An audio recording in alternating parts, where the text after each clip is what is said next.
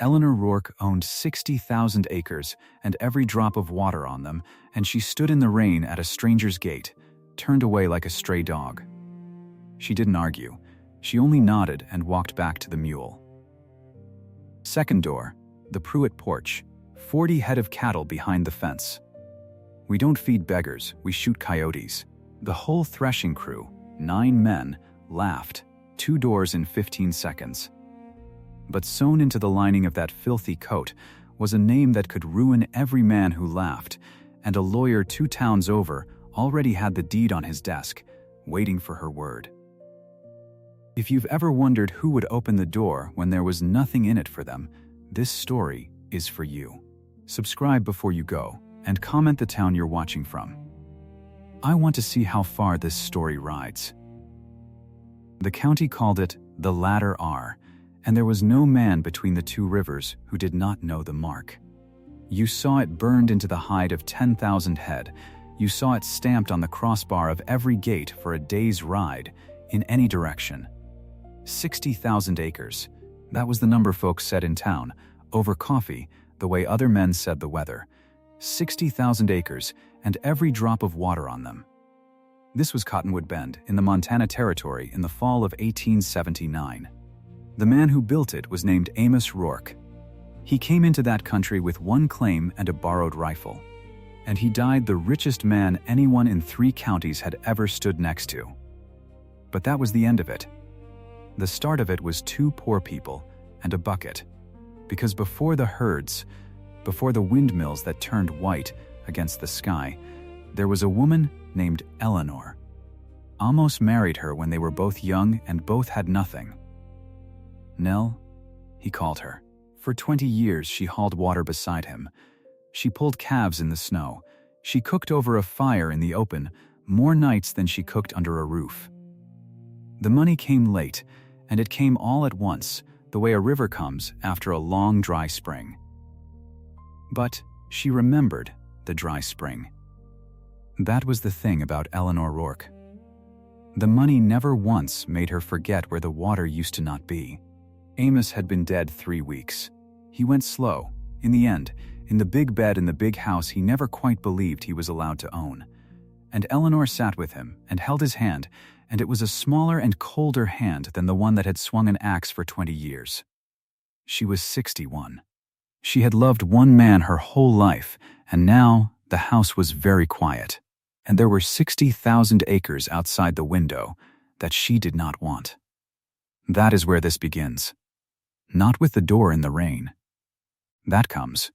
But first you have to know who was standing at it. A week after the funeral, Eleanor drove herself to town.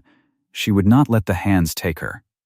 She sat in a plain wagon, in a plain dress, and she went to see a man named Josiah Bell. Josiah Bell was a lawyer. He had been Amos's lawyer for 11 years, and he was an honest one, which in that country was worth more than his fee. His office was up a flight of outside stairs over the dry goods store, and it smelled of ink and cold coffee and old paper. When Eleanor came through the door, he stood up so fast he knocked his own chair. "Mrs. Rourke," he said, "you didn't have to climb those stairs. I'd have come to you." "I've been climbing worse stairs than yours my whole life, Josiah," she said. "Sit down. You look like a man about to give me bad news." "No, ma'am," he said. The opposite, if anything. On his desk lay a single folded document, heavy paper, a red seal. He put 2 fingers on it and slid it a little toward her, the way you'd slide something across a table that might bite. "This is the deed," he said, "to the whole spread. It's yours outright. There's no debt on it, no lien, nothing owed to any bank or any man." Amos saw to that before the end. "All it wants is your name, and the Ladder R passes to you, free and clear, every acre and every head and every windmill on it." Eleanor looked at the paper. She did not touch it.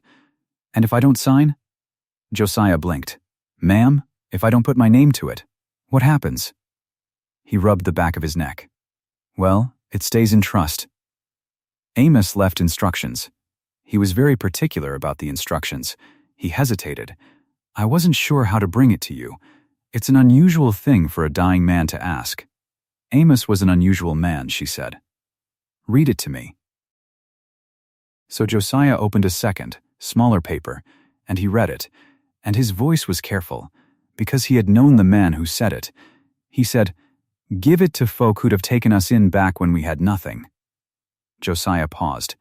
"Don't guess, Nell. Go find out." The room was quiet. Down in the street a wagon passed, and a dog barked at it, and then was quiet too. "That's all?" Eleanor asked. "That's all. He said you'd know what he meant." Josiah set the paper down. "Mrs. Rourke, I have to tell you plainly. You don't have to do a single thing he asked. That deed is yours.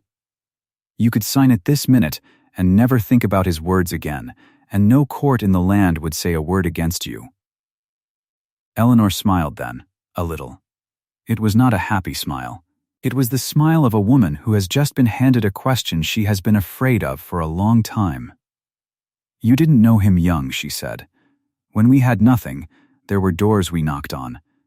Some opened, most didn't. And Amos never forgot the difference. Not one of them. He could tell you 30 years later the exact face of a man who fed us, and the exact face of a man who didn't." She looked out the window at the town. "He used to say to me, late at night, 'Nell, nobody's kind without a reason. You watch. The minute they know there's something in it, everybody's kind.' It scared me that he believed that. Because I didn't want to. And I never had a way to prove him wrong." She stood up. "Keep the deed here," she said. "Unsigned, I'll be gone a while." "Gone where?" Josiah asked. "Mrs. Rourke, gone where, dressed how?" A woman in your position doesn't just. A woman in my position," she repeated, and there was something almost like a laugh in it. "That's exactly the problem, Josiah. Nobody's ever going to be honest with a woman in my position. They'll be honest with a beggar." She pulled her shawl up. "Wait for my word. When I send it, you bring that deed, and you bring your seal, and you read it out loud to whoever I tell you to." Not a day before. And she went down the outside stairs, and that was the last Josiah Bell saw of the widow Rourke as anyone would have known her. Now, across the county, in the poorest quarter of it, there was a family named Calloway. They had a sod-roofed cabin on 160 acres of hard ground, and the only good thing on the whole claim was a spring, a real spring, that ran clear and cold and never failed, even in August.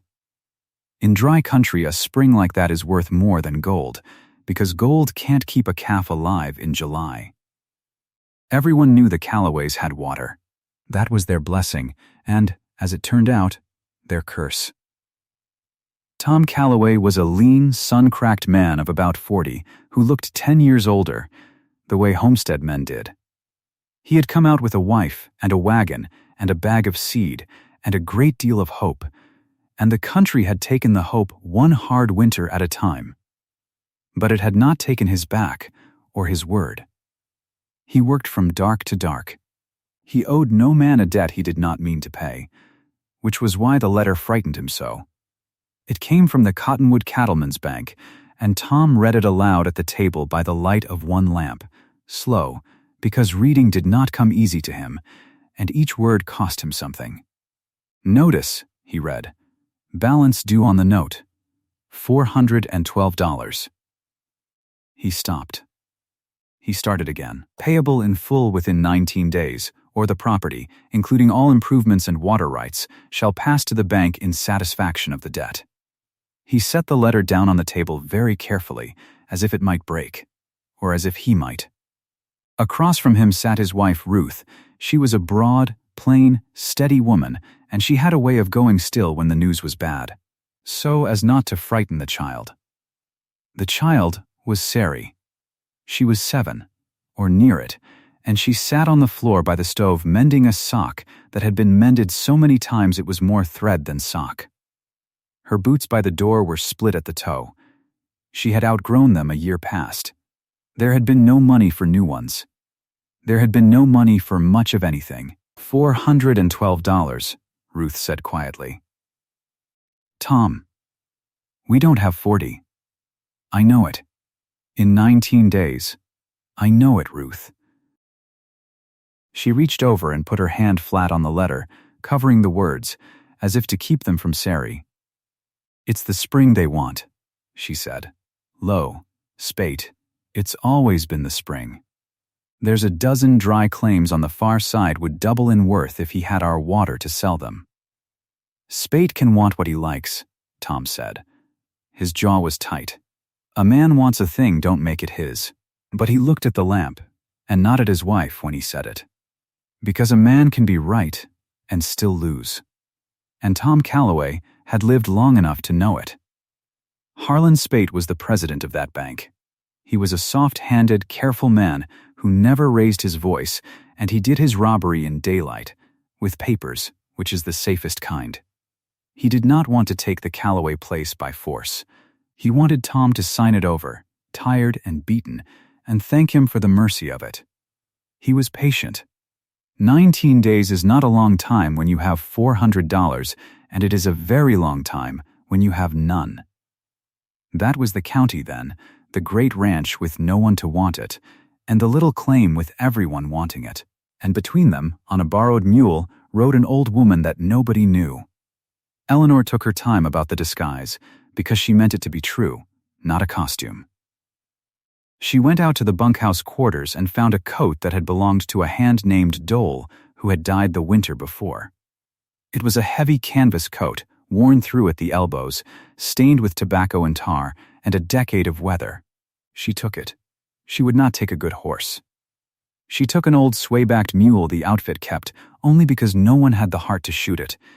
And she rode down to the river bottom and got off and knelt in the mud and worked it into her skirts and into her sleeves and along the hem of that dead man's coat until she looked like exactly what she meant to look like, a poor old widow, walking to her sisters, footsore, with nothing. But there was one thing she did not muddy. Sewn into the lining of that coat, over the breast, were 2 letters. E.R. Amos had stitched them himself, badly, years ago, with a big man's clumsy fingers, on a coat he had once meant for her, and that had somehow ended up on a ranch hand instead. That was the kind of thing that happened on a place that big. She hadn't known it was Dole's coat until she put it on and felt the small, stiff shape of the thread against her heart. And when she found the letters there, she almost took the coat off. Then she didn't. She left them. She pressed her hand flat against them once, at the river, and it was like her husband's hand under hers again, cold and clumsy and hers. Then she turned the lining in, so no one would see, and she rode on. The first door was Cal Hargrove's. You could not miss the Hargrove place. It was painted. In that country a painted house was a boast, and Cal Hargrove was a boasting man. He had 200 head and a good barn and a wife with a store-bought dress. And on the evening Eleanor rode up he had guests to supper, which she could see through the lit windows, good candles, a white cloth, meat on the table. She got down off the mule at his gate, slow, because her knees were old and truly sore now, and she went up the walk and knocked. Cal Hargrove came to the door himself with a napkin still in his hand. He looked at her, and you could watch him look. He did not look at her face first. He looked down. He looked at her boots, which were caked and split, and then up her muddy skirt, and then, last, at her face, and by the time he got to her face he had already decided. "We've nothing for you here," he said. "I'd not ask for much," Eleanor said. Her voice was steady and low. "A corner of the barn. I'd be gone at first light. It's coming on to rain." Behind him a woman's voice called, "Cal? Who is it?" And he half turned and said, "Nobody, a tramp," and turned back. "The county keeps a poorhouse," he told her, over to Miles Crossing, "for your kind. That's what it's for. It isn't my barn." He was not shouting. He was worse than shouting. He was reasonable. "Now, I've got people to my table. Go on," and he shut the door. Gentle, even, but shut. Eleanor stood a moment on the walk of the painted house. Through the window she could see them lift their forks again. She did not knock a second time.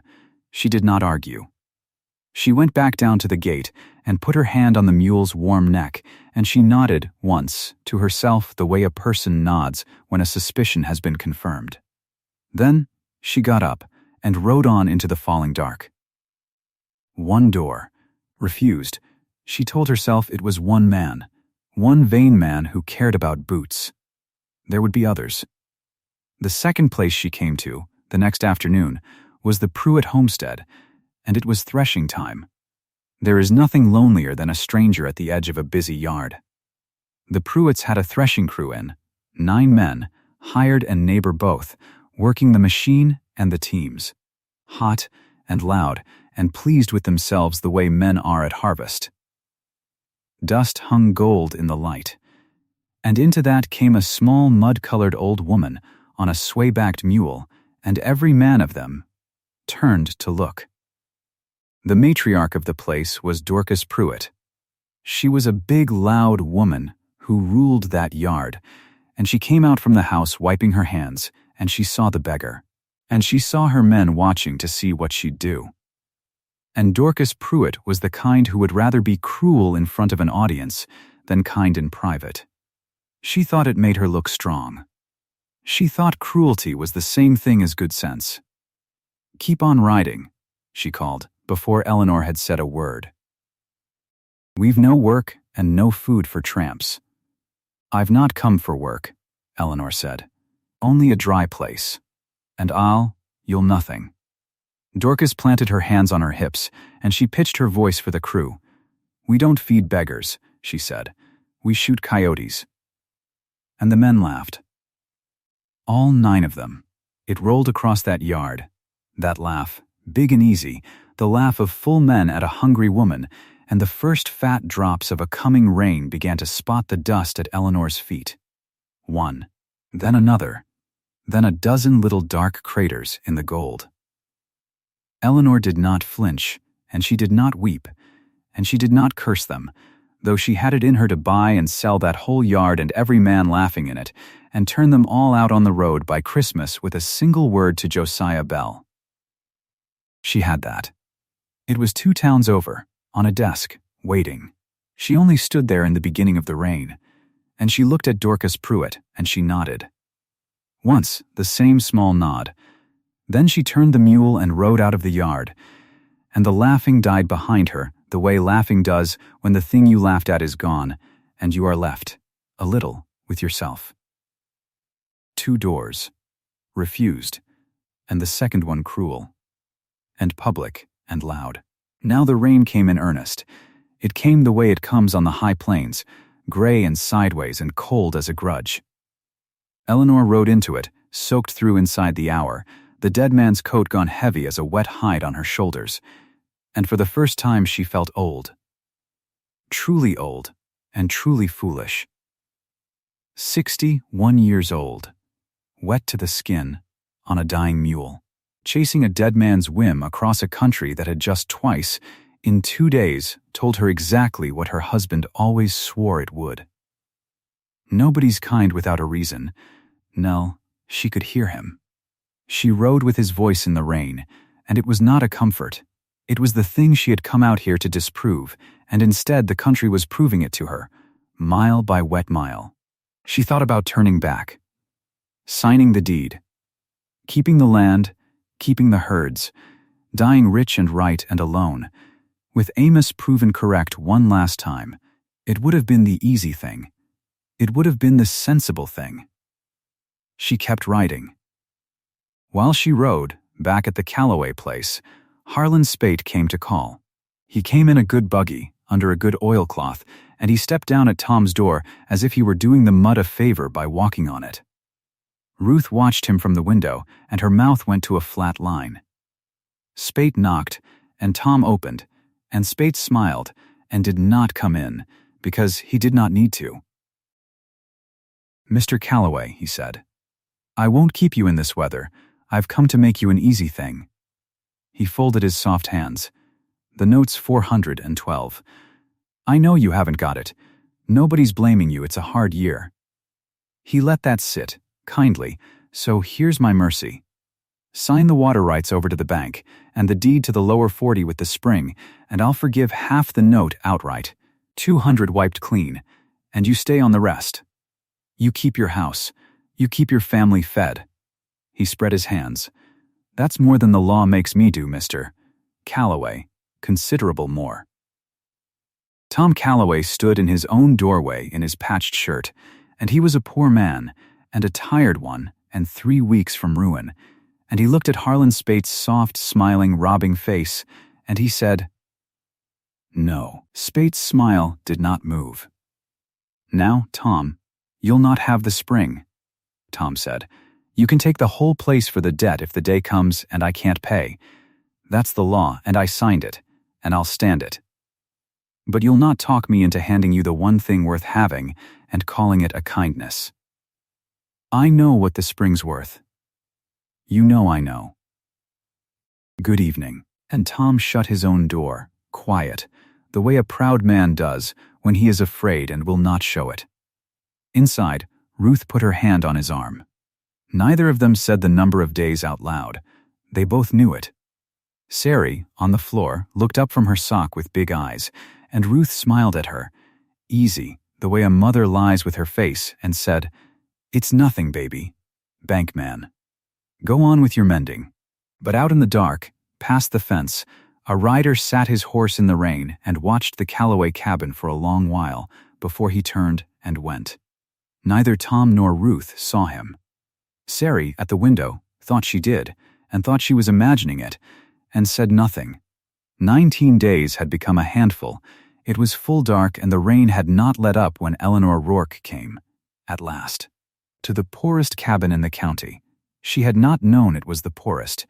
She only knew it was the last light she'd seen in an hour, low and small across a black field.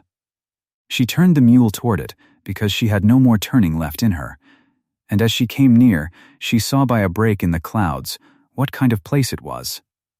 A sod roof, and where the sod had failed, it was patched with flour sacks, the printing still on them, sodden and dark, nailed down against a sky that did not care. One milk cow in a lean-to. A child's split boots by all rights should have been on some better child's feet. Eleanor sat the mule at that broken gate, and she almost did not knock. She was so tired. And she was so sure. 2 doors of plenty had shut on her. What would a door of nothing do, but shut hardest of all? A family with a sod roof, and a patched one at that, they'd have every reason. They had least to give, and most to lose, by giving it.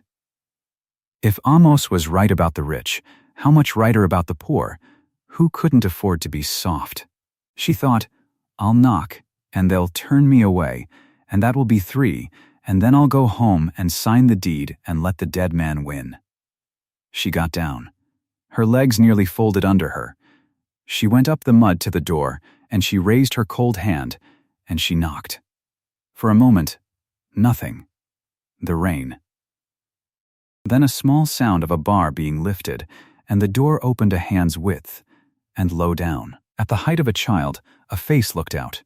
It was Sari, 7 years old, in a nightdress made from a sack, holding a stub of candle, her eyes enormous in the little flame. She did not scream, and she did not slam it. She looked up at the drowned old woman on the step, the way children look, straight and without judgment, and she said, in a small, clear voice, "Ma, there's a lady in the rain." And Eleanor Rourke, who owned 60,000 acres and every drop of water on them, stood shaking on the doorsill of a house with a flour sack roof, and waited to hear what kind of country this was, after all. A woman's voice came from inside, tired, but not hard. "Well, don't hold the door on her, child. Let her in." The door opened wide. The warmth came out first, not much of it. A little stove, a little fire, but after 2 days of rain it felt like a hand laid on the face. Ruth Calloway stood by the stove with a wooden spoon still in her fist. She was younger than Eleanor by 30 years, and older than that in the eyes. She looked at the drowned old woman on her step, and she did not look at her boots. And she did not ask where she was walking to, or why, or whether she had money. She said, "Come in out of it. You'll catch your death." That was all. Come in out of it. Eleanor could not move for a moment. She had knocked expecting the word no. She had that word ready, the way you ready yourself for a cold plunge, and instead here was a fire, and a spoon, and a woman waving her in like she was late for a meal she'd been promised. She stepped over the sill. The floor was packed dirt, swept clean. A man rose from a stool in the corner. Tom Calloway. Lean as a fence rail, hands like tool handles, a face that had been young not so long ago. He looked at Eleanor the way a proud man looks at one more mouth in a house that has none to spare. She saw the arithmetic go through him. She saw what it cost. And then he set it down. "There's rules in this house," Tom said. His voice was rough. "Just the one, really. No soul sleeps in the rain while I've got a roof, patched as it is. Sit by the fire, Mrs. Sari. Fetch the lady the dry stool." The child moved quick. She dragged the good stool close to the stove, the one with all its legs. She set it down and stepped back and looked up, waiting to see if she'd done it right. Eleanor sat. Her hands would not stop shaking. She put them toward the fire. "You've come a ways," Ruth said. It wasn't a question. She was reading the mud, the drowned coat, the mule she'd have seen through the door. "Where's your people?" "A sister," Eleanor said. The lie came thin, 2 counties on. "I'm walking to her." Ruth nodded like that was a natural thing for an old woman to be doing alone in the dark, in a storm. She did not press. That was its own kindness, Eleanor understood. The not asking. These people had known what it was to be looked at hard, and they would not do it to another. "You'll not walk another step tonight," Ruth said. "Tom, bring in her animal before it drowns." And Tom Calloway put his own coat over his head and went out into the rain to shelter a stranger's swaybacked mule. Eleanor sat in the little warm room and watched them, and something in her chest that had been shut a long time began, against her will, to come open. Supper was on the table before long. She saw what it was. She saw exactly what it was, because she had eaten this same supper 40 years ago in a soddy not so different from this one, before the money, before the cattle, before any of it. Cornmeal mush. And 1 egg, boiled, sitting in a chipped dish in the middle of the table like it was the guest of honor. 1 egg for 4 people. Tom said grace. He thanked God for the roof and the food and the stranger sent to them, and he asked nothing for himself. Then Ruth spooned the mush into 4 bowls, and she took the egg and quartered it careful with the edge of the spoon. 4 pieces, 1 for each, and she set the smallest piece nearest herself. Eleanor looked down at her bowl. There was a quarter of an egg in it that had no business being in it. She was the 5th mouth, and there had only ever been enough for 4. She opened her own mouth to say she couldn't, she wouldn't, and a small hand reached across. Sari, the child, took her own quarter of egg off her own spoon, the whole of it, and she laid it in the beggar's bowl. She didn't announce it. She didn't look to her mother for leave. She just gave the old woman her supper, the way you'd give it, and then she ate her mush plain and seemed content. "Sari," Ruth said. "Lo, she's hungrier," Sari said. Like it settled the matter, like it was the plainest thing in the world, and it did settle it. Nobody made the child take it back. Tom looked at his daughter, and something crossed his tired face that was pride and grief both at once. Pride that she was good, grief that being good would cost her, in this world. And he could not stop it. Eleanor ate the egg. She could barely swallow it. She had eaten off gold-rimmed china in Denver hotels. She had never in her life been handed anything worth what that child handed her across that rough table without being asked. She thought of Amos then. Amos, 3 weeks in the ground. Amos with his hard eye and his soft heart hidden under it, saying, "Give it to folk who'd have taken us in back when we had nothing." Don't guess, Nell. Go find out. She was finding out. After supper, Ruth saw the state of the coat. It was ruined, soaked through, caked, the seams gone loose. Ruth clucked over it like it was a person. This'll never dry on you. Give it here. I'll set the worst of it right by the fire, and it'll be wearable come morning. Eleanor's hand went to it before she could think. To the breast, the inside of the breast, where under the sodden canvas Amos had once sat by a lamp with a needle he could barely hold and stitched 2 small letters into the lining, turned inward, where no one would see. E.R. Her initials. A private thing between a man and his wife, a thing he'd done for reasons he never fully said. She had forgotten it was there until this moment. Now the whole ruin of her scheme hung on it. She let the coat go. Ruth took it to the fire. She turned it and worked at the seams with a needle by the lamp, and her fingers passed over the lining, over the very place. And she never saw. She was mending a poor coat for a poor woman, and she did it gentle, and she did not go looking through the lining of a stranger's things. The fine small stitching sat there under her hands, secret. An inch from being found, and it stayed secret. Later, the bunk. There was 1 bed and 1 child's bunk in the whole cabin. Tom carried an armful of straw and laid it in the corner and said he'd take that, he'd slept rougher, and the missus would have the bunk. Eleanor said no. She meant it. She said an old woman was made for the floor as well as anybody. Tom Calloway drew himself up and told her, kindly and immovable, that she would sleep in the bunk, and there was no arguing it, so she might as well not try. She slept in a 7-year-old's bunk under a flour sack roof, and the rain came through in one corner and dripped into a pot Ruth had set there long before, and the drip was steady all night, and Eleanor Rourke, who owned every dry roof between 2 rivers, lay awake and listened to the pour keeping the rain out of a stranger's face. And it was in the dark, quiet, that she heard the rest of it. Tom and Ruth, thinking her asleep, talking low across the room the way married people do. She heard the word note. She heard the word spate. She heard $412, and she heard 19 days become a smaller number. And she heard the fear in it that the daytime pride kept covered. He'll take the spring, Ruth said, so soft. That's all he's ever wanted. He'll forgive half the note for the water rights and call it Christian. And where does that leave us? Half a note we still can't pay and no water to raise a thing to pay it with. I won't sell him the spring, Tom said.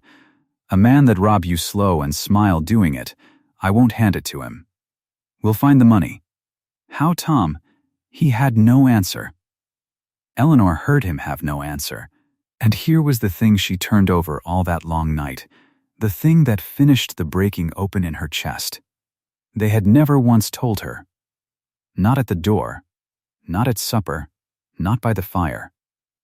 They had a knife at their own throat, and they had said not a word of it to the beggar they took in, not to soften her, not to seem more pitiable, not to say, see how bad off we are, we'd help you more if we could.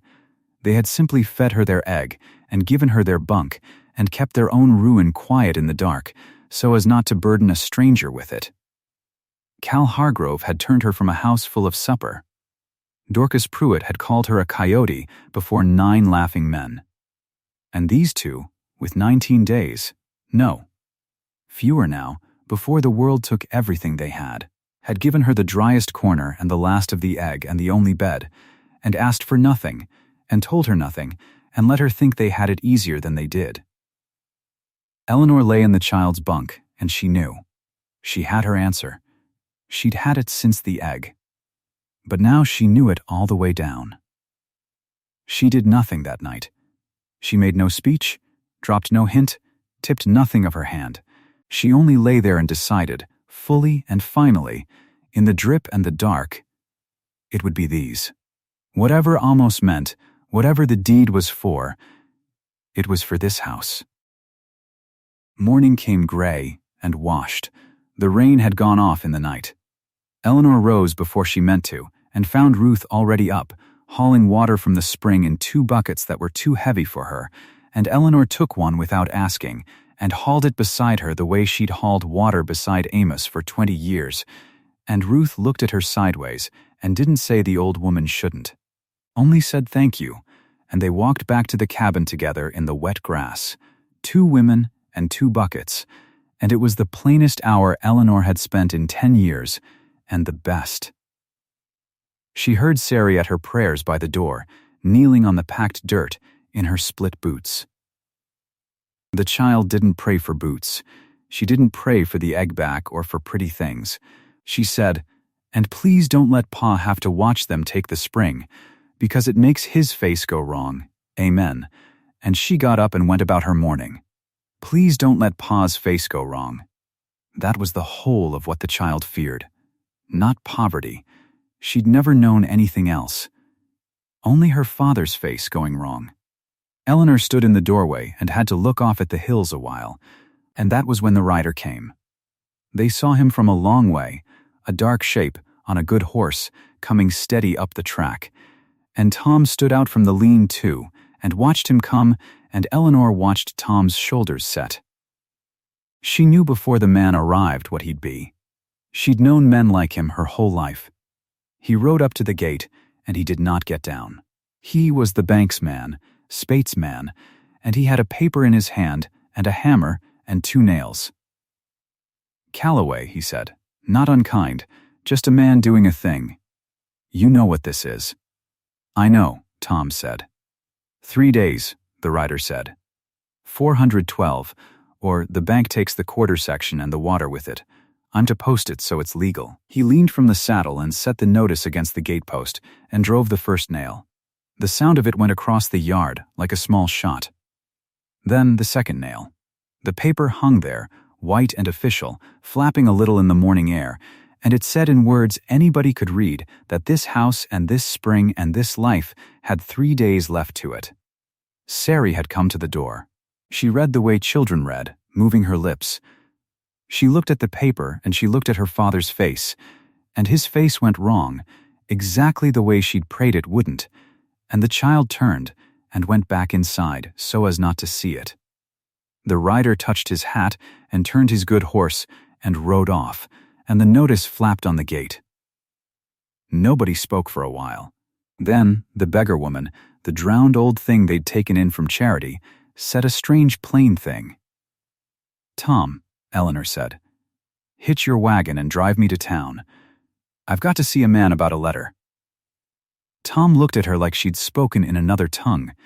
He had 3 days to save his home, and a stranger was asking for a ride to town. But he was a courteous man even in ruin, and maybe he was glad of a reason to be anywhere but staring at that gate, and he said, "It's a wet road, but I'll take you. Mrs., let me hitch up."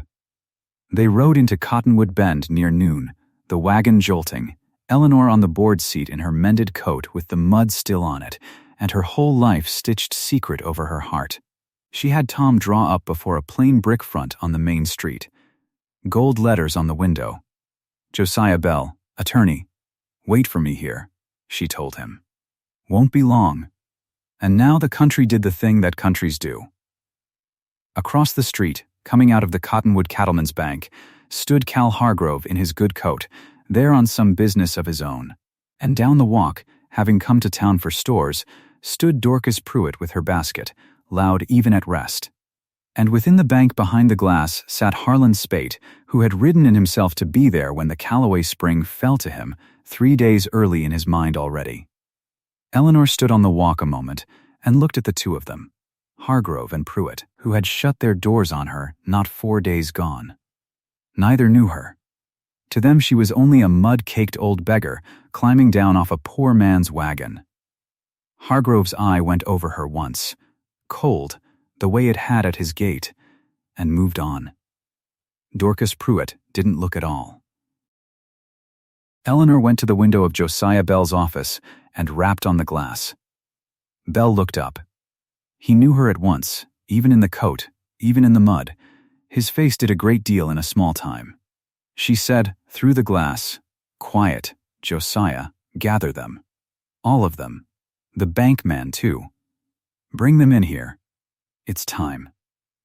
And Josiah Bell, who had held the deed on his desk 11 years' worth of loyalty long, rose and went to gather them. He did it lawyer fashion, courteous and unrefusable. He put his head out and told Mr. Hargrove there was a matter of property that touched him, and would he step in? He said the same to Mrs. Pruitt. He crossed and spoke to Spate through the bank door, and Spate came gladly, thinking the Calloway water had come to him early.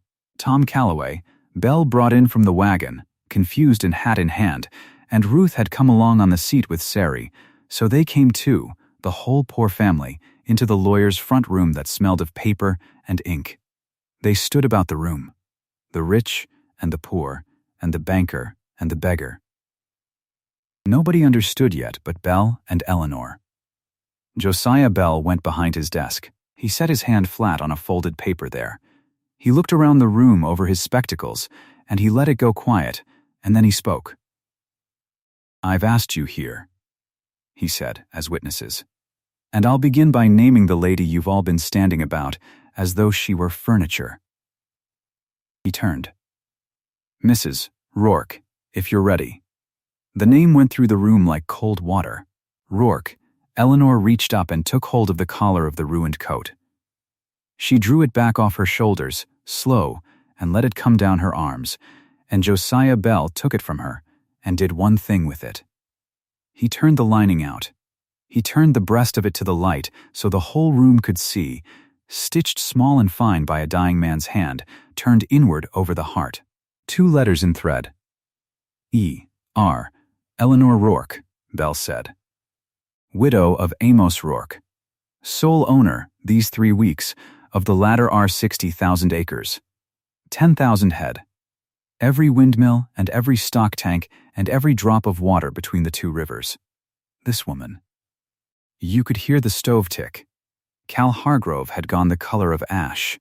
He was looking at the beggar's boots he'd sneered at, and then up at her face, and the 2 things would not fit together in him, and his mouth opened and shut on nothing. He had turned this woman from his gate. He had sent the owner of the biggest spread in 3 counties to the county poorhouse, over her boots. Dorcas Pruitt's face worked. Her loud mouth moved and made no sound at all. She was hearing, somewhere behind her eyes, 9 men laughing at a coyote in the rain, and the coyote had been this. She put a hand out to the wall. And Tom Calloway just stood there holding his hat, not understanding yet what any of it had to do with him. Eleanor let the silence sit. She was not cruel. She had never in her life been cruel, but she looked at Hargrove, and she looked at Dorcas Pruitt, and she said it plain, not loud, the way you say a true thing that doesn't need help. You turned a wet old woman from your door, she said. Both of you. You never knew you were turning away everything you'll spend the rest of your lives wishing you had earned. It wasn't hidden from you. It was only that you didn't think a poor thing at your gate was worth the trouble of kindness. That was the whole of the test, and you failed it in the time it takes to shut a door. Nobody answered her. There was nothing to answer. Josiah Bell unfolded the paper. He unfolded a second smaller one beside it. Amos Rourke's own instruction, he said, in his hand. I'll read it. And he read it, the plain throwaway words of a hard old man. Give it to folk who'd have taken us in back when we had nothing. Don't guess. Nell, go find out. Then he lifted the deed. And this, he said, is the deed to the whole of the latter R. To be signed, by Mrs. Rourke's word and her late husband's, to the household that took her in when it cost them their last. He looked at the Calloways. Ruth understood a half-second before Tom did. Her hand went to her mouth. Sari, quick as she'd been with the egg, understood it too, and the child pushed her face into her mother's skirt and would not look, overcome, the way children get when a thing is too big. Tom Calloway did not understand for one more moment, and then he did, and the proud man did the proud thing. He shook his head. He said, No, ma'am. We fed you supper. You don't. A body doesn't hand over the whole world for a bowl of mush and a bunk. We didn't do it for anything. We can't take. That, Eleanor said, is exactly why you can. She stepped to him. She was crying and did not care. You didn't know there was a thing to gain, she said. None of you did. Your girl gave me her egg and didn't know. Your wife mended my coat an inch from my own name and didn't go looking. You gave me your bed and lay on the floor and never once told me the note was killing you, so I wouldn't feel the weight of it. A gift given before it's known to be worth anything. That's the only kind worth taking, Tom. That's the only kind that proves anything. My husband spent his whole life not sure a soul on earth would open a door for nothing. You opened yours. Now sit down and sign your name, because it's already yours. It was yours the moment your child crossed that egg over to a stranger. Tom Calloway sat down. His hand shook worse than Eleanor's had by the fire. Josiah Bell dipped the pen and put it in his fingers and showed him the line, and Tom Calloway, who owned a milk cow and a sod roof and a spring the bank was 3 days from stealing, signed his name to 60,000 acres while the two families who'd mocked its owner stood against the wall and watched. Ruth signed under him. She wrote her name slow and careful, a schooled hand gone rusty, and a tear fell on the paper and Bell blotted it gentle and said it didn't matter. It was witnessed, and it was law. Then Eleanor turned, last, to Harlan Spate. The banker had stood the whole while by the door with his hat in his soft hands, watching the Calloway spring walk out of his grasp. He knew already. But it had to be done at the counter, lawful, in front of witnesses, so no man could ever undo it. Mr. Spate, Eleanor said. The Calloway note. $412. You'll take it now, in full, out of the Rourke accounts, and Mr. Bell will note the water rights of that spring pass this day into Ladder R land, which is Calloway land, and stays there. Your cheap water's gone dry, sir.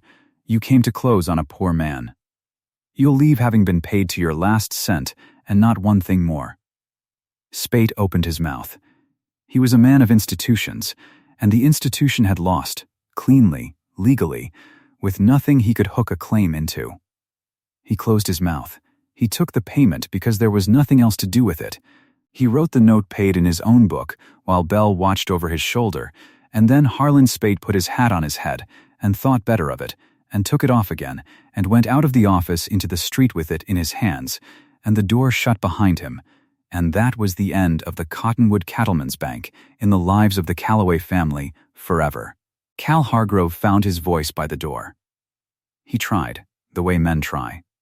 He came forward with his hand half out and a smile going on and off his face, and he said something about how he wished he'd known. How he'd have had her in all along. Of course he would. If only he'd known who she was. That's it, Eleanor said. Not even hard. You'd have had her in if you'd known. That's the whole of what's wrong with you, Cal. I don't hold it against you. I just remember how your eyes went to my boots and made up their whole mind. Good day. And Hargrove had nothing after that. And he left. Dorcas Pruitt never came forward at all. She stood against the wall the whole time, and when it was done she could not lift her eyes to Ruth Calloway across the little room. Ruth, whom she'd have called shiftless and poor a week before. Ruth, who now owned the county. She could not meet the poor woman's eyes. The story did not need to punish her. Her own silence stood there, and did it. And she gathered her basket and went out small, and that was her sentence, and it was enough. A year is a long time in that country, and no time at all. The Ladder R gate still stands where Amos set it, iron, tall enough to ride under, but there's a small brass plate on it now, newer than the rest, and it reads Calloway, and beneath that, smaller, kept on purpose, it still reads Rourke. Both names, the new one and the one that built it, riding under together. Sari Calloway has a pony now, a good one, a steady bay, and every school morning she rides it 4 miles to a real schoolhouse in Cottonwood Bend in boots that fit her, boots with no splits in them, and she is by all accounts the best reader in her class and gives half her lunch away most days to a boy whose people have less, and nobody can make her stop, and nobody much tries. Tom Calloway learned the cattle slow, and then not slow. He is careful with the water and generous with it both. When a dry year came, men who'd never have looked at him twice came asking to run stock near his spring, and he let them, and charged them fair, and one of them, they say, was a Hargrove, and Tom Calloway watered his cattle same as anybody's, and never said a word about a certain shut door, which is its own kind of answer. And Harlan Spate's bank still stands on the main street, and it still lends money, and it is a smaller thing than it was, and the two richest families in that county, the Hargroves and the Pruitts, to this day drink and water their fine herds from a spring that runs off Calloway land, off the land of the poorest man who ever fed a stranger, and pay for the right to do it. And there is no way in the world for them to forget why. Eleanor Rourke kept a room. Just the one, off the back of the Calloway house, plain, with a window that faces the hills.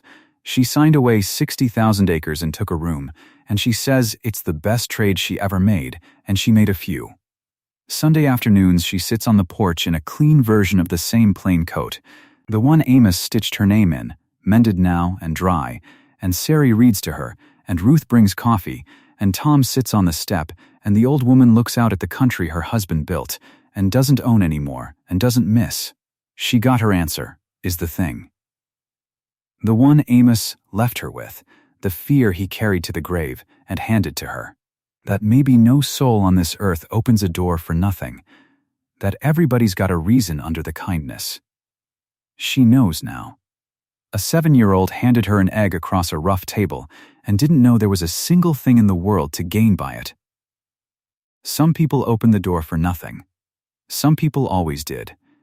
You just have to knock looking like you've got nothing to find them. That's the story of the cattle baron's widow who rode in dressed as a beggar, and the only house in 3 counties that took her in. Comment the town you're watching from. I'd like to know how far this one rode.